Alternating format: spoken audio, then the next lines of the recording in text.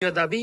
এবং আমি উপদেষ্টা পরিষদে বলেছিলাম যে এটা কিন্তু সরকারকে এই এই অর্থ, তাদের অর্থ এবং এই অর্থ সবচেয়ে অবহেলিত শিক্ষকদের অবসরের ভাতা, এটাকে না দেওয়া তো অত্যন্ত অনৈতিক। কিন্তু মুশকিল হলো যে তাদের ভাতাই বলি আর তাদের অবসর সুবিধেই বলি, এক বছরের বাজেটের উপর তো সব চাপিয়ে দিয়ে সমাধান করা যাবে না। এটা তো আর্থিকভাবে সম্ভব না। আমরা অনেকভাবে চেষ্টা করছি, যেমন বন্ডের মাধ্যমে একটা ফান্ড তৈরি করার চেষ্টা করছি, যেটা থেকে যে আয় আসবে সেটা দিয়ে শুধু এই আগামী বছর না, পর অনেকগুলো বছরে তাদের যে বাকি রয়ে গেছে, 6-7 বছরে তাদের অবসর ভাতা বাকি রয়ে গেছে, সেগুলোর যাতে একটা স্থায়ী সমাধান হয় এবং আগামী বছর থেকে যেটা শুরু হতে পারে। কিন্তু একটা বছরের বাজেটের উপর যাতে অধিক চাপ না পড়ে, সেই জন্য বন্ড দিচ্ছি, যে বন্ডগুলো দিয়ে আগামী কয়েক বছরের মধ্যে যত বকেয়া আছে সব শোধ করা যাবে।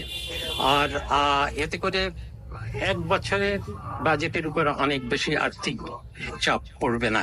আর তাদের যে সমস্ত শিক্ষা খাতে অনেক সমস্যা আছে, এখন এক বছরে তো সমাধান হবে না। কোথাও আমি বলেছি যে কোথাও মাদ্রাসা, তারপর স্কুল, এগুলোর এবং যে ইয়েগুলো কারিগরি শিক্ষা প্রতিষ্ঠানগুলো, কোথাও স্কুল আছে শিক্ষক নাই, কোথাও শিক্ষক আছে কিন্তু ছাত্র আছে কিন্তু ভালো ইয়েগুলো পড়ে গেছে, দালান কোঠাগুলো ভেঙে গেছে। এখন এই যে অসঙ্গতিগুলো, এগুলো তো অপরিকল্পিত ভাবে পুরো শিক্ষা ব্যবস্থা এতদিন অপরিকল্পিত ভাবে ছিল, এটাকে হঠাৎ করে তো রাতারাতি ভাবে ঠিক করা যাবে না।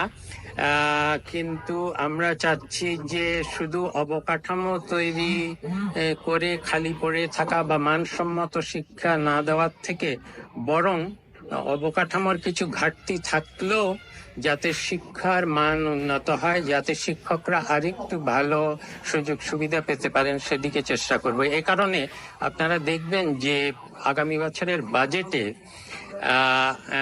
উন্নয়ন খাতে শিক্ষা, স্বাস্থ্য বা সামাজিক সুরক্ষার ক্ষেত্রে উন্নয়ন খাতে উন্নয়ন বাজেটে বরাদ্দর দিক থেকে খুব বেশি বরাদ্দ না থাকলেও পুরো বাজেটে কিন্তু শিক্ষা, স্বাস্থ্য এবং সামাজিক সুরক্ষা খাতে আমাদের চেষ্টা করব অন্তত আনুপাতিকভাবে অন্যান্য বছরের তুলনায় একটু বেশি বরাদ্দ দিতে। এ কারণে বলছি, কারণ যখন শুধু দালান কোঠা তৈরি করা হয় সেটা উন্নয়ন বাজেটে চলে যায়, কিন্তু যখন শিক্ষকদের কিছু সুবিধা দেওয়া হয় সেটা আবার রেভিনিউ বাজেটে চলে যায়।